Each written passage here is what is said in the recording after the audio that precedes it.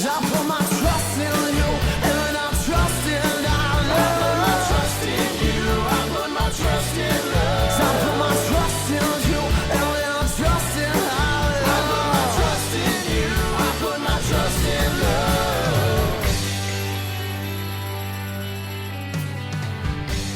Hello, friends. My name is Dave Miller. And I'm Niall Spain, and we're your fuck buddies. We are a dating and sex advice podcast where we take your sticky, sexy situations and we turn them into sexy, sticky situations. We find questions one of two places, either lurking online or lurking in the dark recesses of your mind when you send them to us, and we answer them right here every Monday. And sometimes in person. Sometimes in person, like this Thursday as of this release. March Thursday, the 16th. Thursday, Thursday 16th. Okay. Hey, all the information you need is there. I just got a little creative in the syntax in which I put it. 7:30. Free. Cocktails. Food. Black Sheep Cocktail Lounge. Food. Friends. Good people. We're Toronto. almost sold out. Toronto. We're almost sold out. But you know what? We got fucking standing room. And last time people were too scared to use the standing room, and it was still rad. Imagine how much fun it would be with that little standing crowd. So be the standing crowd you want to see in the world. It's true. Now, are you ready for questions? I think I'm ready for a question. This is by Throw RA Julia and Julia. My boyfriend says I'm fishing for compliments by cooking for people and therefore using a grieving friend. Whoa. That was... I just wasn't expecting that last part of the question. Oh, yeah. 22. He's 24. We've been together for 2 years and living together for 2 months. I love to cook. I always wanted to be a chef, but I was dissuaded from that path, and I work in HR. But I love to cook, and especially cook things for people I love. It's kind of selfish because I love it when people tell me they like my cooking. Not gonna lie, I thrive on that validation, so I jump at the chance to cook for people. When my girlfriend's father's passed away recently, I offered to cook her some meals so she didn't have to worry about cooking and focus on herself. I made her lasagna, shepherd's pie, stuffed shells, and some chicken noodle soup. It's pretty much cooking for an entire day, but she has enough food to last her at least a week, probably more, and she can just toss it in the oven and not have to stress about cooking and cleanup. I packaged it all up and personally delivered it to her doorstep. Boyfriend was kind of weirded out and finally admitted to me he thinks it's weird that I crave validation so much I would use my friend's father's death to get compliments. I was super confused. Do I love when people compliment my cooking? Yes, but it's also how I show care. He also pointed out I always offer to cook when we have people over, and I'm constantly fishing for compliments by doing so. Again, yes, I love when people like my cooking, but I also just enjoy cooking for the people I love. Am I the weird one here? How can I change this? Should I stop cooking for people? I don't think it's wrong necessarily to do something that you love to do and do things that you want to do and also want to be validated from those things. I think that's a pretty normal thing. For example, cooking is something I also like to do. And if I make someone a meal and they didn't say anything about the quality or how much they enjoyed it, I would be pretty bummed out. Mm-hmm. But also, like, you'd get over it. You know what I mean? Like, especially if, say, they just had a death in their family. Oh, for sure. But it doesn't seem like this person is... It doesn't seem like, oh, I made them dinner and they didn't compliment me and I hate them now for it. No, what I'm saying is, like, what you're saying is very normal. And it's like, unless that is also the case, like, it would be weirder if you were like, oh, I made them dinner and I fucking hate it when they said they liked it. Fucking hated it. Yeah. Like, you're not doing it. Also, making people food when is pretty much a standard thing. Like, that's it's almost the cliche of how to help someone. And I don't think there's anything wrong with it because it's a great fucking lovely thing to do. And your boyfriend fucking sucks. The only, the caveat here is we're getting it from her point of view. So I don't know what she does when she, are you inviting people over to your house frequently when you're not feeling well so that you can feed them? And then, do you get weird if they don't fawn over your food? How much does it affect you? And if it doesn't happen, do you take it out on other people? That's the only thing. But if you're just making food and you like the validation of people saying, hey, you're a good cook. It's like when I go to karaoke, I love to hear, hey, you did a great job.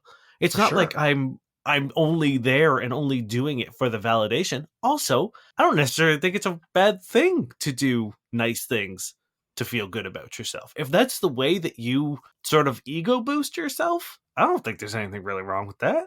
Yeah, if a friend of mine was like, hey, when I invite you over and make you delicious food, yeah, I did it because I really like when you say it's great. Okay, cool. Keep doing it. Like, I love it. Thank you. Like, Yeah. I honestly, unless, as Dane said, there's some kind of like darker undercurrent where like almost like sex addiction, where like you're seeking this in ways that are harmful to you and others, and like you're neurotic about it, or like, on the flip side, if you don't get that validation, you become like evil you. Or to take it further, you killed the dad just so you could bring this food over to Yeah. just get that sweet validation, There's nothing wrong with this whatsoever. And your boyfriend is, if none of these things are happening, a piece of shit, because he's trying to guilt you for doing something that's very kind. And he's also trying to like suck the joy out of a thing you love doing, which is very kind. Yeah, I mean, there's no difference in like if he, is a fucking tongue wizard and makes you come during oral sex. Is it like, are you gonna be like, oh, you only do that for validation because I say you're so good at it? Mm-hmm. Like, is that like what's different than like, because I love making my partners feel very good. I Mhm. also love to hear that I've done that. So Uh-huh. it's like that's honestly like, isn't that why I'm sure maybe a psychiatrist can tell me that like I'm barking up the wrong tree or whatever because I'm not a professional. But isn't that why we do pretty much anything that we like? Is Mhm. to make it's to make us feel good. And again, as long as it's not manipulative, or you actually hate doing Murder. it, but you're doing it to fill a void, I think that can be problematic. But if it's something you like to do and you like hearing that you're good at it and that makes you feel good, I think that is just living. Yeah, for real. Like, again, if there isn't some kind of twisted undercurrent here, your boyfriend's being really manipulative and he's trying to like bring you down for some reason. I don't like it. That's Yeah. that. Like, cook for your fucking friends. Help your grieving friend. These are all good things.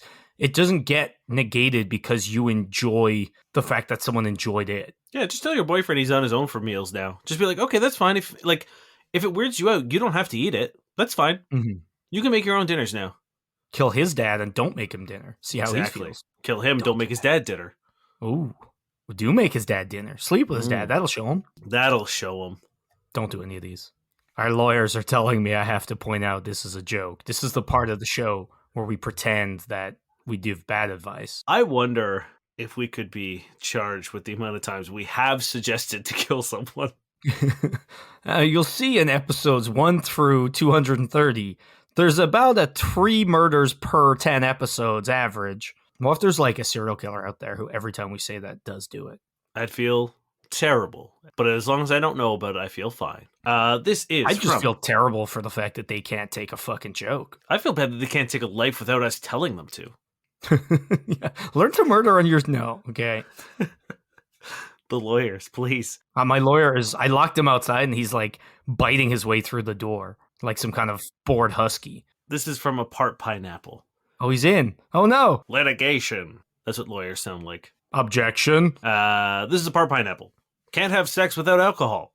So it seems like nothing happens if I don't drink. It's like liquid courage to make me in the mood and make the first move.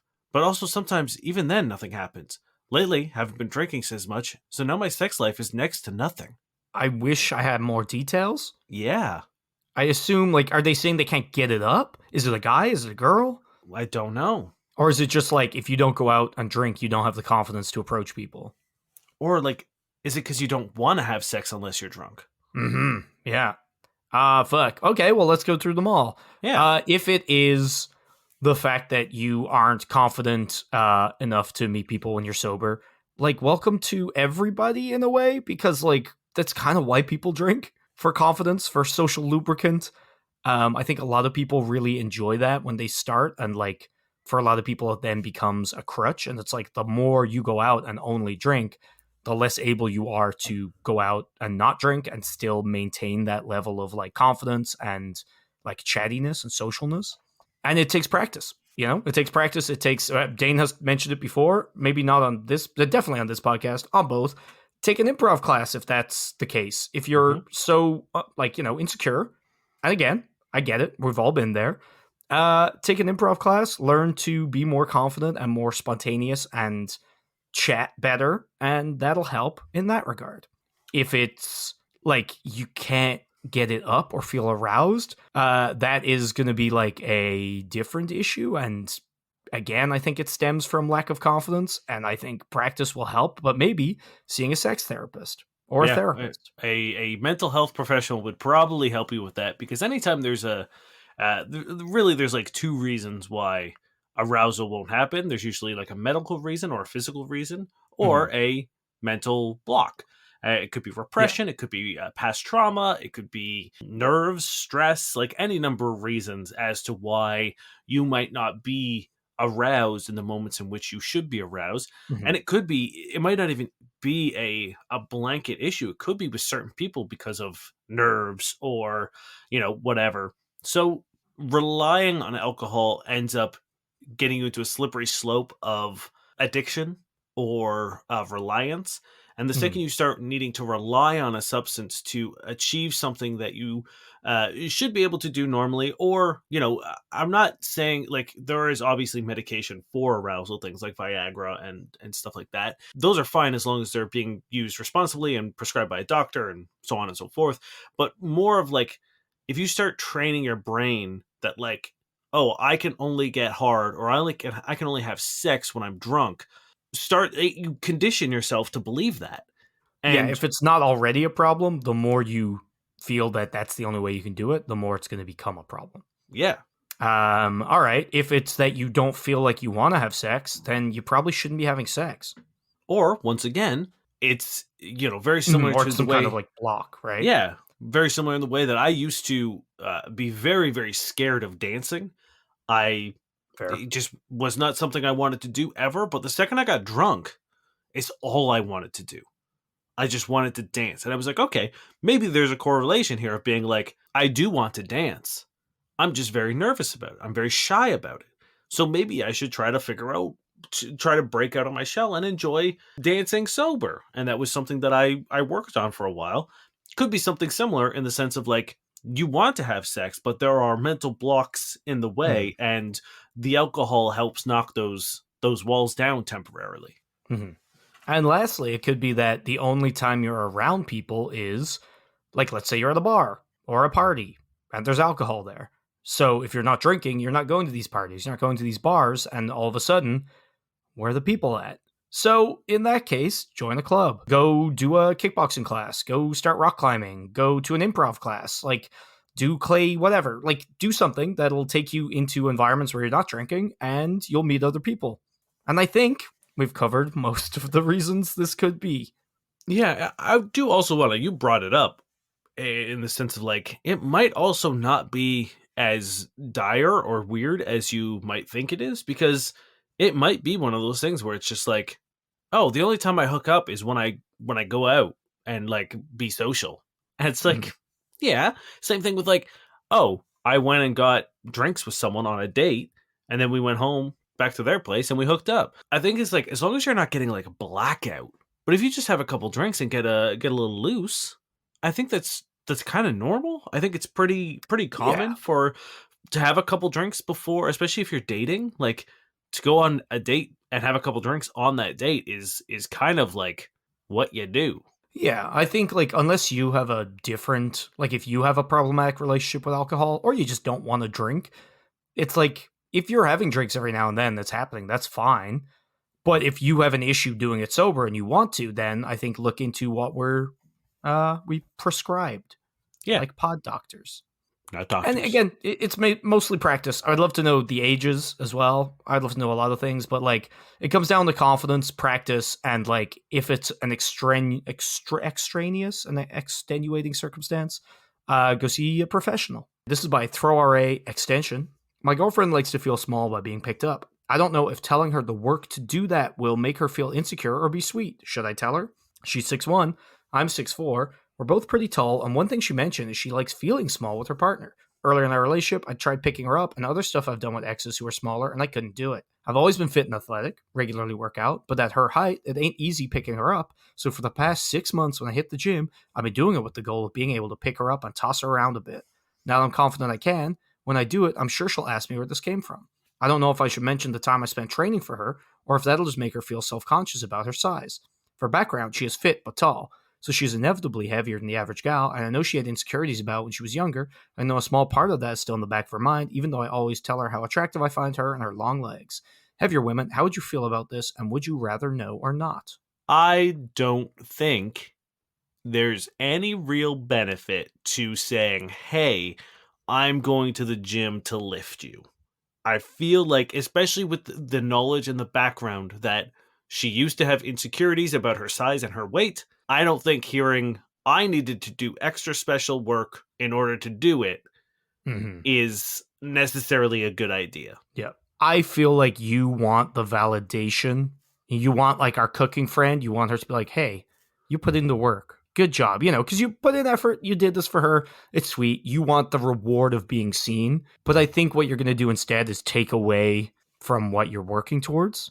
So what I think you need to do is tuck that special secret good job, because you've done a good job. Look at you. You can do it now. Tuck that into your own little heart and know it yourself, but don't need anyone else to tell you. In fact, I'll tell you. Good job. Go you. You're going to get that validation, not in a direct way.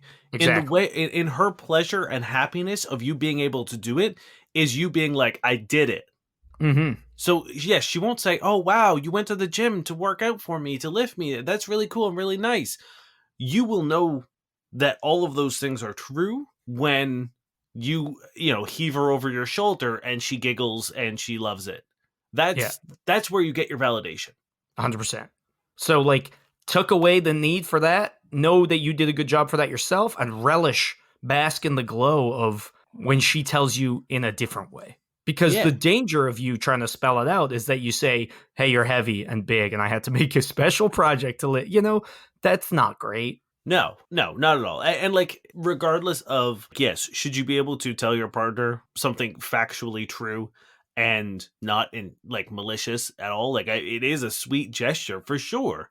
Mm-hmm. But like, I think by mentioning that she does have these past insecurities, I think that this is a bad idea, right? Like, it's not a good idea. And if you're unsure if something you were about to say is going to hurt someone without any sort of real reason to do it, then don't do it. Like, obviously, that's the thing. It's like, it could go well, but like, why risk it? Like, even if it just takes a little bit of the joy out of it, why risk it? You could set up something in the future of being like, she may never mention this again. This very cute thing that she enjoys might be taken away from her because she might be too self-conscious to bring it up in the future, being like, oh, I like feeling small, but I'm too big and it'll never happen. Right? Like that, the possibility of that happening should be enough for you to be like, you know what? Not worth it. I'm just going to let her live in her world where she wants to be small, which is like, it's just so cute. It's the cutest fucking thing. And I love that you've gone out of your way to make it happen. Fucking hell yeah. Go enjoy. Pick her up. Bring her to bed.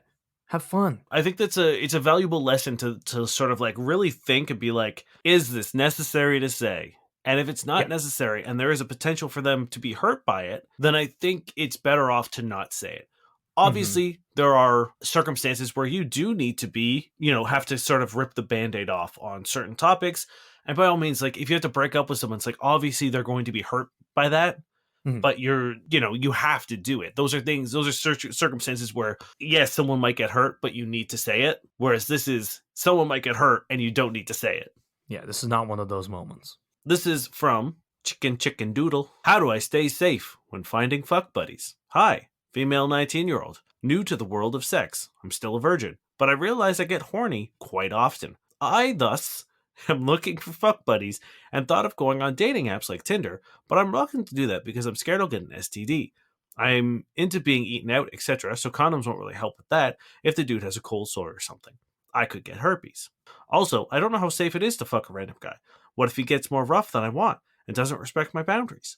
Any tips on how to stay safe? Also, how y'all find fuck buddies in general? Is it okay to ask for an STD test before fucking? LOL. Any tips on protection I should know? Thanks. Well, I think we've covered pretty much all this before, but you can never say it too many times. So let's start with the basics. Don't expect the guy to have protection. So make sure you have condoms on hand, no matter what. Don't feel weird about it. Don't think that they're going to call you whatever, because if they do, don't fuck them. Yeah. 2, have boundaries and stick to them. If someone's like, oh no, but like, oh, it feels better without it, just no. Again, they can put a condom on or they can leave. Yeah. And honestly, if they're trying that with you, maybe they should just leave. And you know what? I think we're skipping a lot of steps. There's a bunch, but I'm talking protection in general. Like these are also basics at the same time, and they're very clear cut. So there's no harm. No, I Where would know. you I want to just start? Want to start with the finding? Yeah, right. Like Okay.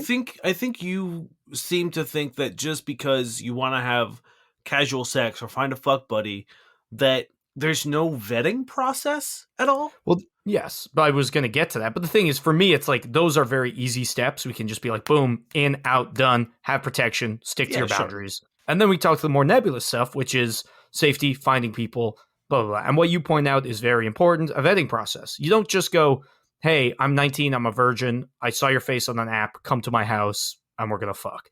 That's a recipe for disaster. Yeah, I mean, like it could work out, and I'm sure it has worked out It at some could, point in but time. it is also a recipe for disaster. But it's not a great plan. So here are some things that I would suggest. Apps are great. As a woman, I think you will have no problem finding people who want to just have sex. Yep. I think you'll also find a ton of people that you shouldn't be having sex with. Yep. To answer some of your questions, it's 100% okay to ask for STD tests before you start sleeping with a partner.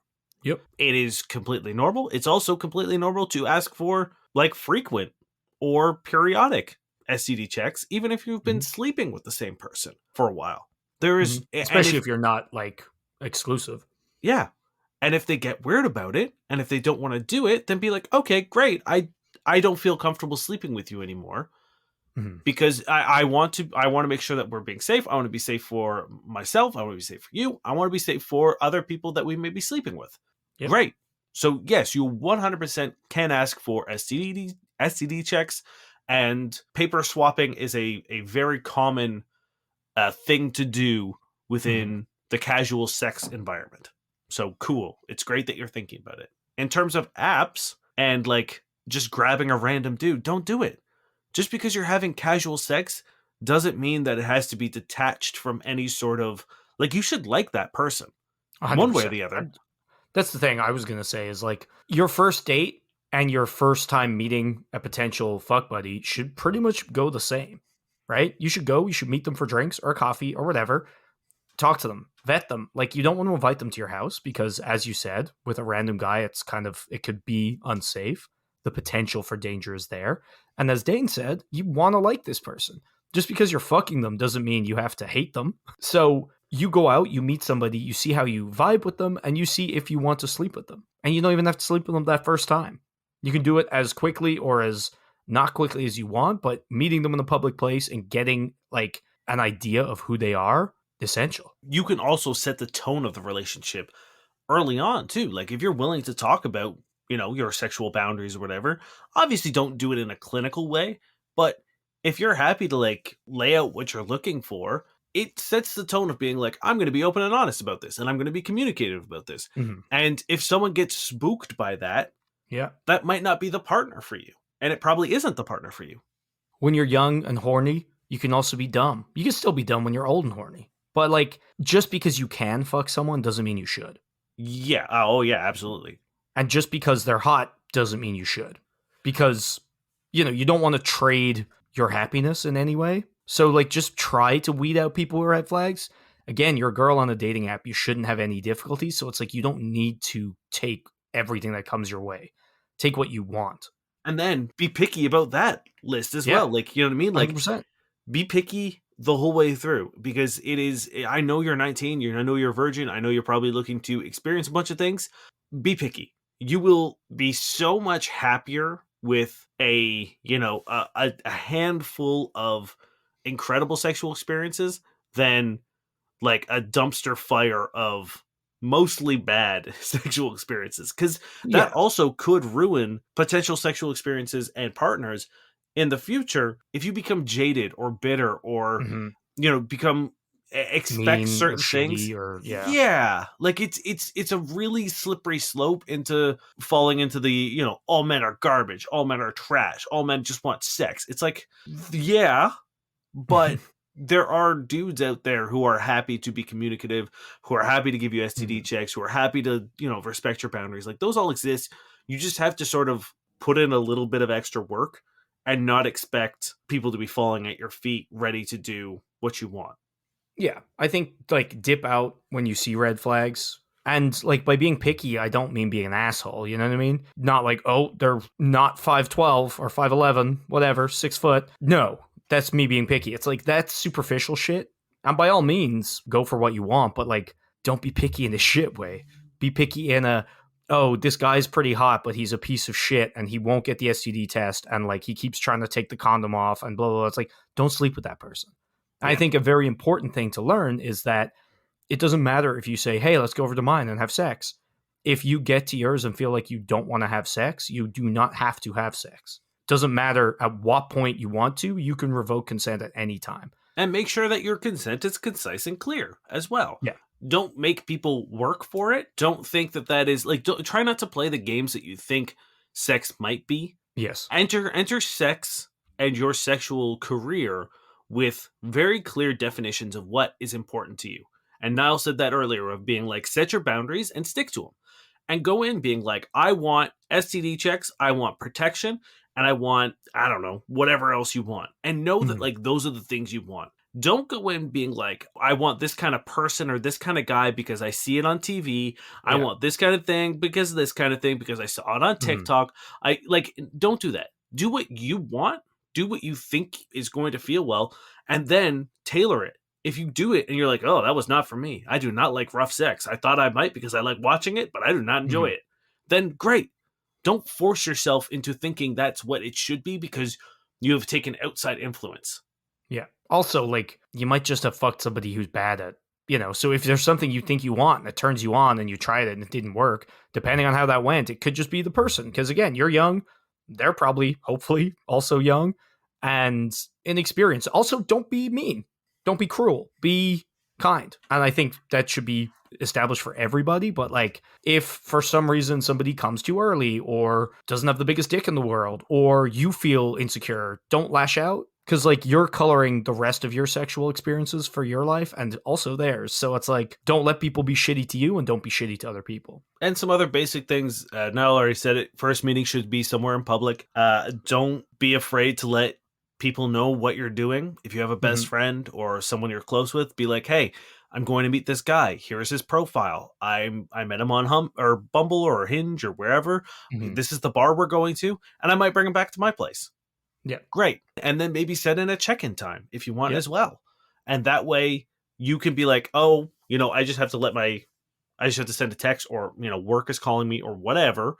And you know, have a signal being like, everything's good. I'm good. Thank you for checking in. And you know what? I did see a thing also posted by a 19-year-old female earlier where they, honestly, a very similar situation, but they were approached by a guy on Tinder who wanted to like pay for their bus from like a city outside of London into London and like put her up for the night. And it's like, try not to put yourself in situations where you're entirely in somebody else's like control. You know what I mean? If he's paid for the room, he's paid for your transport. It's like, you want to have your own way out of places. Don't go to the middle of nowhere if they're the only person that can drive you back home. Someone once told me a story about how she had met gonna roll you. She had met someone, I think it was on a dating app, and she took a 40-something dollar Uber to the suburbs and went up this like long fancy driveway and knocked on the door, and this like couple, like older couple, were like, hi. And she was like, I'm here for whoever. And they're like, yeah, they don't live here. And when she had texted him back, he sent a picture of someone reverse cowgirl riding his dick. And he was like, I found someone closer, or like, someone got here before you, LOL. But then it ended up being, she like reverse Google image search it, and it ended up being like a still from a porn, or like a porn video or something, like from a website. And she was then just like stranded in the middle of like the suburbs and had to take another fucking $40 Uber home. So yes, be very careful about.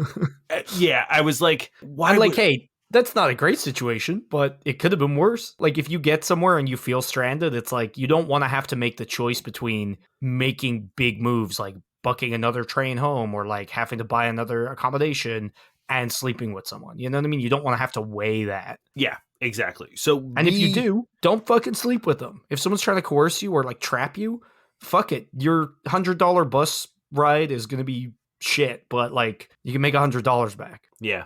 I feel like we Right. could probably go through safety It took tips forever, yeah. forever. Yeah. But I think that's a good starting off point. Keep your boundaries firm and true to what you want and your beliefs. Protection at all times is great. STDs, checks, fine. You're good. I believe in you. Yeah. All right. This is by Soiree on My Mind. Found an expensive gift tucked away in my husband's car, and it's not for me. Yesterday, I, 35-year-old female, sent my husband, 38-year-old male, to the grocery store to pick up bread real quick. He came home over 2 hours later. I asked him where he was, and he said he had to pick up some things for Christmas for his coworkers and others. Coworker thing made sense, but the wording about others was so weird. I was like, what others? And he was like, oh, you guys, the family. This man never buys gifts, ever. I handle all the Christmas shopping for the whole family. I buy and wrap my own present every year. I suspend my disbelief and just say okay. Whole thing seemed more and more like bullshit as I thought about it, though, and it occurred to me when he came into the house he didn't bring anything with him, just the groceries. Whatever he bought must be in the car. So I found a chance to sneak out. There's nothing in it but a single bag. It's pretty well hidden behind a seat. It's Dolce & Gabbana sunglasses. I check our bank account. It's a $350 purchase. They are absolutely not for me. I don't wear sunglasses. I wear prescription glasses. I'm super blind. And it's never been convenient to get sunglasses too. Check the model online, and I think they're men's? Can't think of a single person in his life he'd buy something this extravagant for. I don't think it's for his boss or anything. He hates his boss and would have bitched about having to buy a gift for him. He would never wear something like that himself. What do I do? I could ask where the extra, non-existent gifts for the family are when we unwrap presents tomorrow, but do I really want to start a fight on Christmas? Yikes. So the easy thing would be to the Christmas aspect. I'm just gonna it's like I don't know what to do with that. But the easy thing would be to be like, hey, I was looking over the credit card statement and I saw that you bought a $350 pair of sunglasses. What's where are those? What do you do with those? Yeah. Because like at that point in time, like no, I didn't. Okay, do we have a fraudulent charge on our card? Should I call, MasterCard or Visa? Should I call them? And because what else are you gonna say? You kind of have to own up to it and be like, oh yeah, I bought them for whatever. And then if he says, oh, I never bought them, you could say, well, I did find a pair of sunglasses in the car. And like at that point, you could be like, honestly, I saw the box. I didn't snoop, and I decided to keep it to myself because I thought you were gonna pop them out for Christmas, and then you didn't. I know the charge is there. I know you had them. Like, what's going on here? Yeah, because I think there's a big difference between I thought my husband was cheating, so I went through his email, or I went through his phone, or I went through whatever. But the car is a public space. It is your shared money, presumably, and it was an outward lie of what was being done, or at least like being hidden for some reason. I think there's a big difference between like, hey, I went through your phone, I found out that you've been texting someone, and it's ambiguous as to like what the relationship is, but I'm going to freak out because I went through your shit. But I think it's completely fair to be like, hey, you're spending money and you bought gifts and they're not here. Like, what is this? What's happening? Yeah, for sure. Like your team, your financials are both of your issues. And it's like, again, unless you hacked into an account, if it's your account too, right? So like you seeing a large purchase and being like, yo, what's up? Totally normal. So for sure. And also, like if someone's lying to you and they're spending a shit ton of money, you can't be like, oh, don't want to start a fight on Christmas. And even if you do, wait till the next day. But like you're probably going to start a fight anyway if this is all you can think about. You're not going to be pleasant, I'm sure, all day if you're like, well, he's cheating on me. And like I get it, especially if you have kids. Sure, keep Christmas safe for the day, and maybe bring it up at night when the kids are in bed or whatever, and sort of like because no parent wants to be like, hey kids, remember last year where mommy and daddy had a huge fight and then got divorced? Like that's gonna fuck your kids up a little bit, I'm sure. So yeah, have the conversation.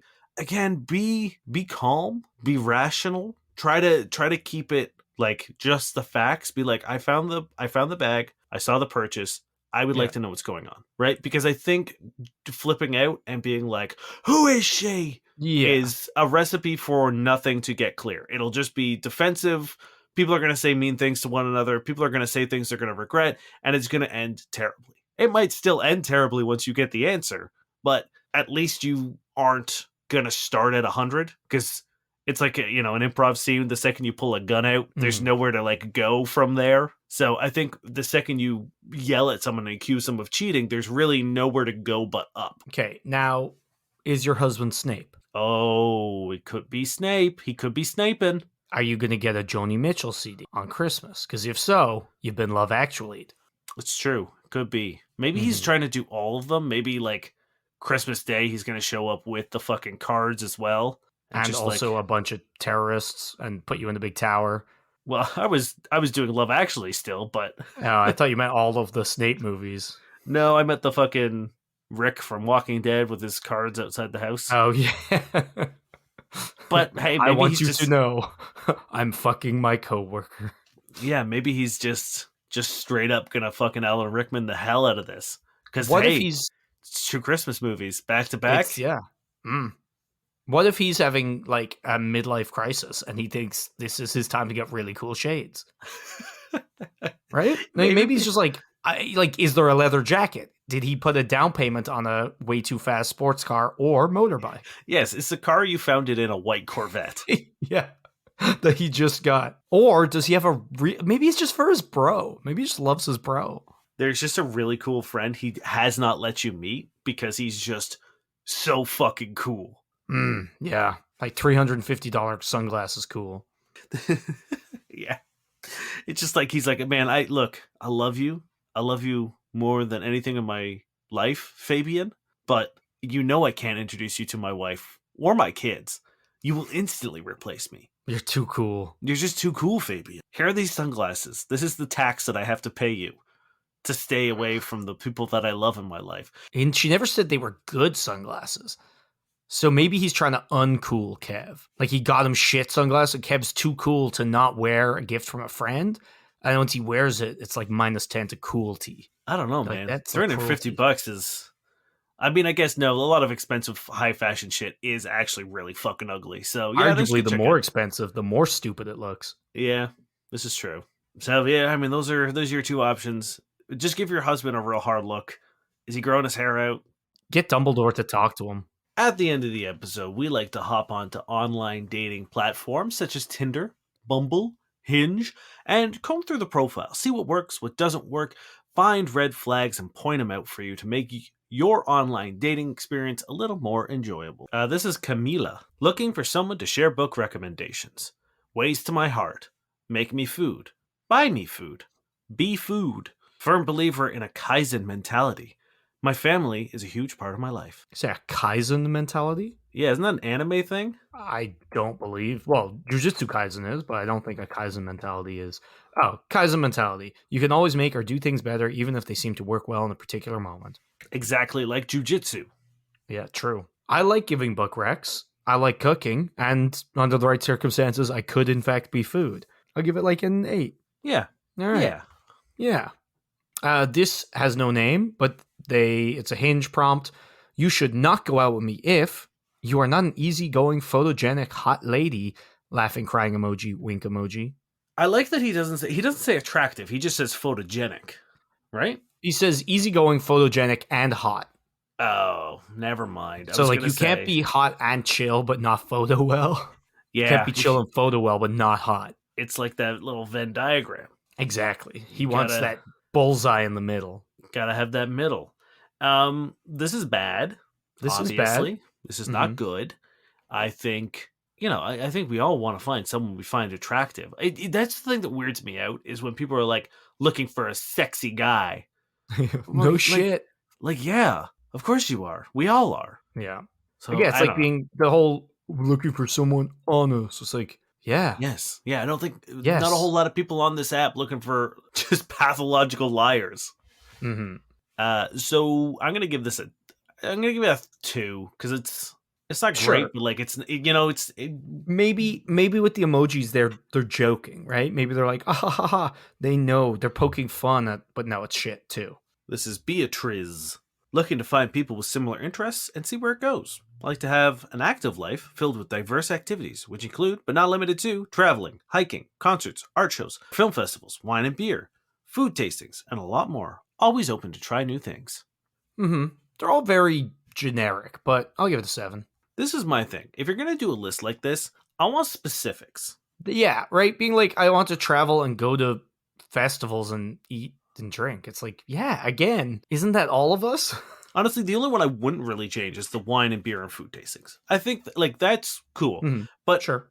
if you want to be like, I want to like hiking, sure. But like, say, be like, I want to hike the Niagara Escarpment. Cool, great. Mhm. Concerts. List a couple of your bands. Be like, I want to Yes. go, Band of Horses concert. Cool, great. Like Yeah. give me a moment of like a little bit of Personality. personality, because like, yeah, who doesn't want to go to a concert?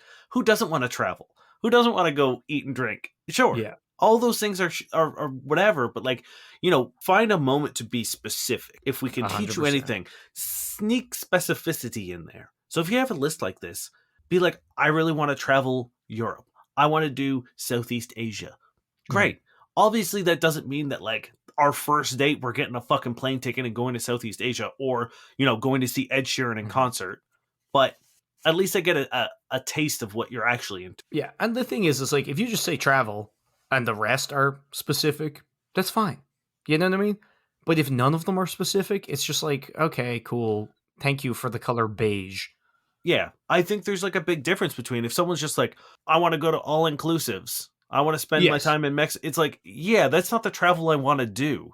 So that's cool. But if you're like, hey, I want to backpack through Eastern Europe. Hey, great. That is more interesting to me than wanting to go to Aruba every couple of months. If you really like a specific genre of music, or like, it's cool. A lot of it, like the film festival, the art shows, it's like, do you really like them? Yeah, like, are you going to I hope horror so. film festivals? Yeah, Like- right? It's like, I feel like if you actually are into them, you would be specific. You're giving us bones and we want meat. Yes, thank you. Ooh, I like that. And they're bleached bones because they're boring. It's a 2. This is Whoa, blank. that's a 2? No, I was thinking the other one. It's I already said 7, didn't I? I don't remember. I'm did giving it a say 7. 6. Like I think it's kind of like right down the middle, but on the positive side. Yeah, you're righter. Maybe I'll take 2 from my 7 and give it a 5. I don't know, man. I had like a stroke there. This is blank. I look nice courtside. 5'3", but my attitude 6'10". Look at me, look at you. And if it doesn't make sense, keep swiping, stink, stink. Now, does it say stink? It does say stink, stink. What does that mean? I don't know. What does that mean? What does that Is- mean? Is I that mean- like her cool like catchphrase? Is this just a 'Cause, bunch of skunks in a trench coat? I don't know. It's like, what does stink, stink mean? Slang. Great. To be thoroughly bad or abhorrent. Okay. Okay. I mean, like, I don't like the energy of being like, are you hot enough to be with me? Like, that's... Yeah. Look I- at I- me, look at you. It's like, okay, are you that basic? It's not wrong. Like, I think that is something we should objectively do. Nah, but it is, though. It kind of reinforces the whole, like, oh, they're out of my league thing. For sure. Especially because, like, all they're basing this on is a fucking picture on a fucking dating app. I So think it's like, no. wrong to say out loud. Does that make sense? No, I think it's wrong in general. Like, obviously, we all do it to a degree, right? Yeah, but I'm also a firm believer in shooting your shot. Exactly. And also, it's just like, if you think all you have to offer is a picture on a dating app, then, like, you probably fucking suck. Because it's not like, oh, talk to me, get to know me, and then see if we, fit together. It's look at this one curated fucking picture I put up, look at you, and, fuck off. Yeah. Also, like, 5'3", but my attitude 6'10". It's like, I don't know, man. I've seen a lot of people who are really tall on TV, and they seem quite calm and quiet and, like, almost nervous. I think you get too tall to be confident, Yeah, there's a diminishing return. I think 6'10", I think you enter into like lanky territory. Oh, for Right? sure. You're like a spider that's losing half its legs. When you're Um, I think that's when you get into like insecure territory, being like, I'm so tall, look at me. Mm-hmm. Isn't that like die young? You're that tall territory. I Either don't way, know. it does. I'm mostly joking about this. Shout out to all my big tall people out there. I don't mean it, but it is again kind of harmful because it feels like she's super obsessed with height. Yeah. And she wants you to take you to a basketball game. It's all shit. I'm sorry. The only redeeming quality is that she's an entrepreneur. She's trying to get stink going, and I don't even love that. So it's a 2. Yeah, I'm actually going to give this a 1, I think. Okay. You know what I'm going to give? I'm going to give it a stink. I'm going to give it a stink. Is that our new rating system? There's smells good, stink, and stink. Yeah. This is Christy. TV producer, insatiably curious, prone to be silly from time to time. I love red licorice and dogs. Don't judge me, but I like hot dogs at midnight. P.S. I once broke both my legs at the same time. Hot Dogs at Midnight, 1, great band name. 2, it's charming. I love it. And also, I'm down. Give me that shitty food. I need to know how you broke your legs. That's a perfect hook. Good job. Yeah, like the red licorice, it's a nice little piece of whatever. I like it. This is what I feel like. It's like you could have said candy. I like candy. Exactly. And I'd be like, okay, cool. Yeah, if you said candy and dogs, who doesn't? But you said Yeah. red licorice and dogs. And that immediately has more personality. And like Nell said, I once broke my legs. I bet she gets the first question everyone asks is probably like, how'd you break your legs? That's what I'd ask. And I'll bet that story is very indicative of her personality, one way or another, right? And you get the soft flex of being like, I'm a TV producer. There's a lot of cool shit happening here, and I'm in killing it. It's like a 9 Yeah. 9/10. And again, that's it. Like, it doesn't have to be hard. Doesn't have to be hard. I will say also, me and Dane were out in the wild last week and we redid someone's profile. And by the time they got home that night, they were already being messaged by attractive men who play rugby. So there you go. You're welcome. I did find them on Tinder a couple days ago. The attractive rugby player? No. That's going to do it for this week, friends. Thank you very much for joining us. If you enjoyed this episode, or if you've enjoyed past episodes, or if you're looking forward to the next episode, we have a Patreon, and you could show your support and your excitement for the show by joining it. We have a couple different tiers. The middle tier gets you a bonus episode every month called Pillow Talk, where we get a little loosey, we get a little goosey, and you can get onto that by heading on over to fbuddiespodcast.com and click the Patreon link, or patreon.com/fbuddies. And to everybody who's on there, thank you very much. To anyone considering joining, there's a whole bunch of episodes we've done. So it'll be like Christmas Day, but we will have gotten you the Dolce & Gabbana sunglasses. Because we would never do that to you. We would never snape you. Despite the fact that we release a new episode every month, all those episodes, once you become a member at the correct tier, you get access to all of the past ones as well. 100%. Thank you to Josh Eagle and the Harvest Cities for their song Paper Stars. And again, we got a show this Thursday, and we would love to have you there. If you can't make it, we got another one next month, and we would love to have you there. If you can't make that, tell friends to go. And if they can't come, then they're not your friends. That's right. March 16th. That's a Thursday at 7:30 at Free. The Black Sheep Cocktail Bar in Liberty Village, Toronto. And as Niall just said, it is free. All right. You ready? Yeah. I believe this is from Reddit, but it has been deleted, but someone took a screenshot. I'm honestly giving up on dating apps. I thought I had it planned out, but it turned out to be futile. I haven't been hit on dating apps for the past 4 years. Never had sex at university because a lot of females couldn't understand me and preferred the more woke and physically attractive guys who are like 6 foot because they have the upper hand in the dating market. So today I devised a master plan, set my pictures as a Chad and walked away for 24 hours before doing any swipes. Changed all my pictures to myself, including changing the bio because a smart female catch on too quickly. I did that with Tinder and Bumble, matched with well over 200 females, and guess what? No one wants to talk to me. These women that swiped right at me had the most perfect body for lovemaking. They're now going to waste their birth years with Chad, while a nice and stable guy like me has cry again. Has cry again. A nice and stable guy like me, he has cry again. Well, I'm assuming they're talking in like the meme formats. Like, I think cry again is like one of those pictures. Oh, really? So Oh, I think okay. I think he's literally talking in meme file names. He also just keeps saying females, and like, We've already not talked about surprised this. you're having a bad time out there, dude. Also, Yeah. like, who would have thought that lying to a bunch of people and then changing it back, like, would maybe not get you responses? Who knew? Yeah, imagine that. Imagine being at a speed dating thing and then like sitting down and halfway through the date you tear off your like Scooby-Doo style like mask and be like, "It was me all along, you dumb female." Nothing I said was real this whole time. Wait, where's she going? What an idiot. She's wasting her lovemaking years. No one understands me.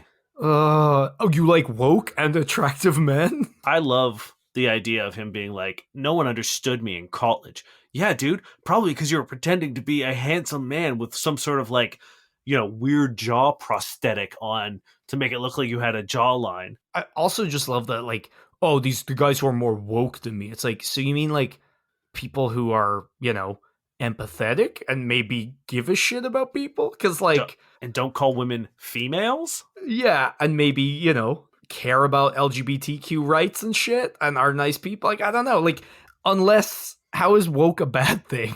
Hey, if you've turned on the news, it's the worst thing. I hear it's bringing America to its knees. My name is Dane Miller. And I'm woke Spain. And we have been your woke buddies.